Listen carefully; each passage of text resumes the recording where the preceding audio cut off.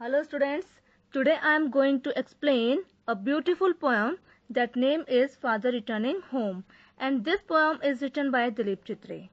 Okay, let's talk about the poet. Dilip Chitre was born on 17 September 1938 in Gujarat. He was a poet, fiction writer, filmmaker, painter and translator also. Dilip Chitre dedicated this poem to his father Purushottam Chitre.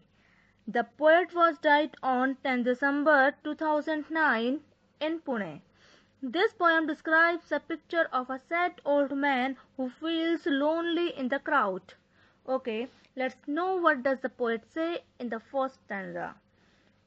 My father travels on the late evening train, standing among silent commuters in the yellow light. In lines में poet अपने father के बारे में बात करते हुए कहता है कि मेरे फादर लेट इवनिंग ट्रेन में यात्रा करते हैं और वह ट्रेन के कंपार्टमेंट में commuters means daily up down करने वाले लोग उनके बीच में चुपचाप खड़े हुए हैं। कहने का मतलब है इतनी भीड़ में भी वह अकेलापन फील कर रहे हैं और उनके कंपार्टमेंट में येलो सी रोशनी है। His compartment has yellow light. Suburbs light past his unseeing eyes. Suburbs means small areas outside the center of the town where people live. मतलब ट्रेन उन छोटे छोटे कस्बों को पीछे छोड़ते हुए आगे जा रही है जिसकी तरफ उस बूढ़े आदमी की नजर नहीं जाती। कहने का मतलब है वह अपनी ही दुनिया में खोए हुए हैं। His shirt and pants are soggy and his black raincoat stained with mud and his bag stuffed with books is falling apart. उनकी पैंट और शर्ट सोगी मतलब गीली है, उनके ब्लैक रेनकोट में कीचड़ लगा हुआ है, उनके पास किताबों से भरा हुआ एक बैग है जो देखने में ऐसा लगता है कि अभी फट जाएगा। His eyes dimmed by age fade homeward through the humid monsoon night. कवि के फादर की आईज बुढ़ापे के कारण कमजोर हो गई हैं जिसकी वजह से उन्हें धुंधला दिखाई दे रहा है और वह ह्यूमिड मानसून की रात को अपने घर वापस आ रहे हैं। Okay, now let's discuss second stanza of this poem.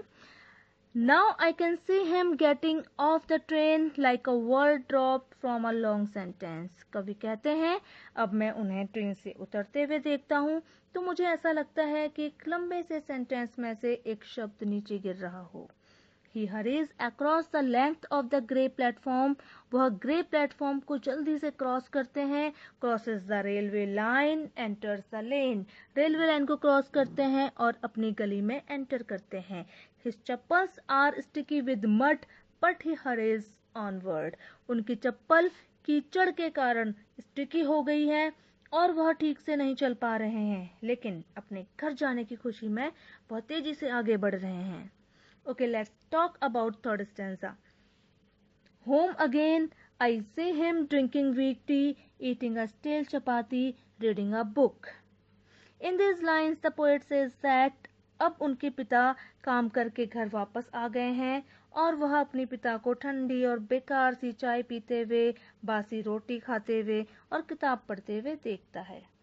He goes into the toilet to contemplate man's estrangement from a man-made world.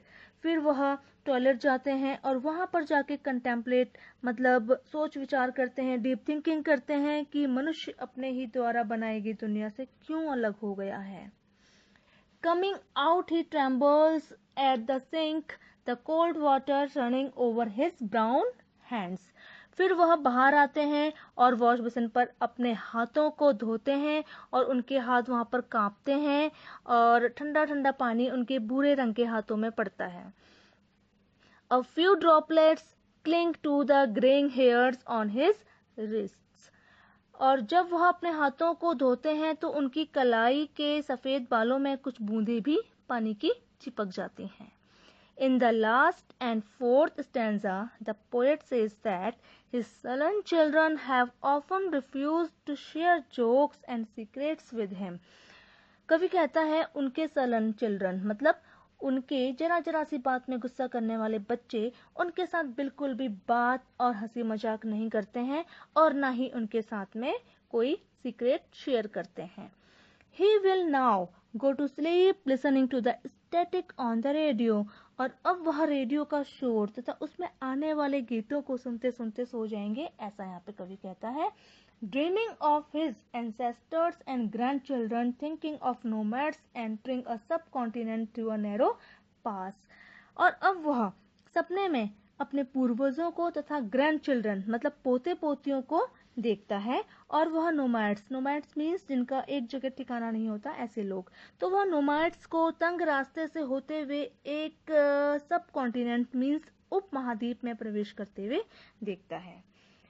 मतलब इस दुनिया में उनका कोई नहीं है, इस करके वह एक अलग ही दुनिया के बारे में सोचते रहते हैं, अपने पुराने दिन तथा पूर्वजों को याद करते रहते हैं.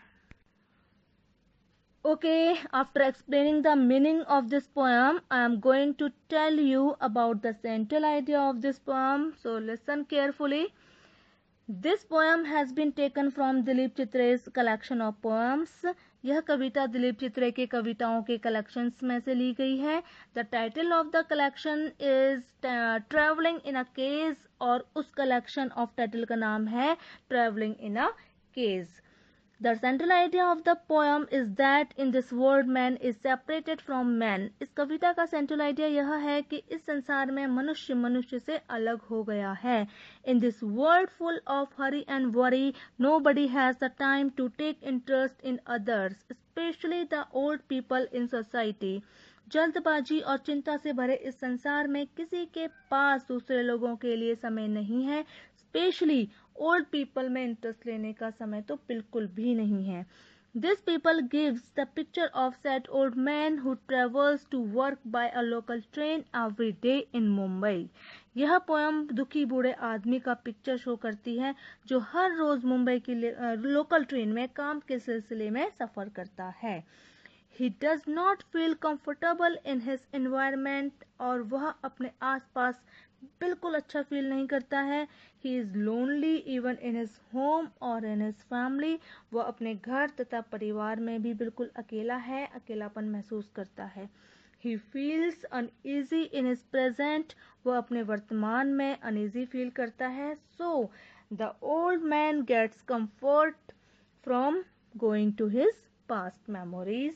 इसलिए बूढ़ा आदमी अपने बीते हुए लम्हों को याद करके रिलैक्स फील करता है. Dear students, in last I just want to say that we should respect the old people and senior citizens in society and not hurt their feelings. Thank you. Have a nice day.